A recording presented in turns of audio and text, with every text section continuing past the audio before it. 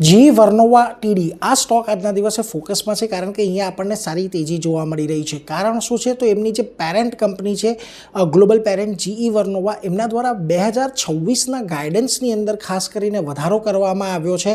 તેમનું માનવું છે કે જે પ્રકારે અત્યારે એઆઈની ડિમાન્ડ વધી રહી છે, આવનારા સમયમાં તેમની ઓર્ડર વધશે, પાવર માટેની ડિમાન્ડ વધશે અને ઇક્વિપમેન્ટ માટેની ડિમાન્ડ વધશે. એટલા માટે તેમણે પોતાનું ગાઈડન્સ અહીંયાથી વધાર્યું છે. પહેલાં તેમણે 44 થી 45 બિલિયન ડોલરની 2026ની આવકનું ગાઈડન્સ આપ્યું હતું, જે વધારીને 44.5 થી 45.5 બિલિયન ડોલરનું કર્યું છે. એબિટા માર્જિનનું ગાઈડન્સ 11 થી 13% આપ્યું હતું, જે વધારીને 12 થી 14% કર્યું છે. અને ફ્રી કેશ ફ્લોનું જે ગાઈડન્સ છે 5 થી 5.5 બિલિયન ડોલરનું હતું, જે વધારીને 6.5 થી 7.5 બિલિયન ડોલરનું કર્યું છે.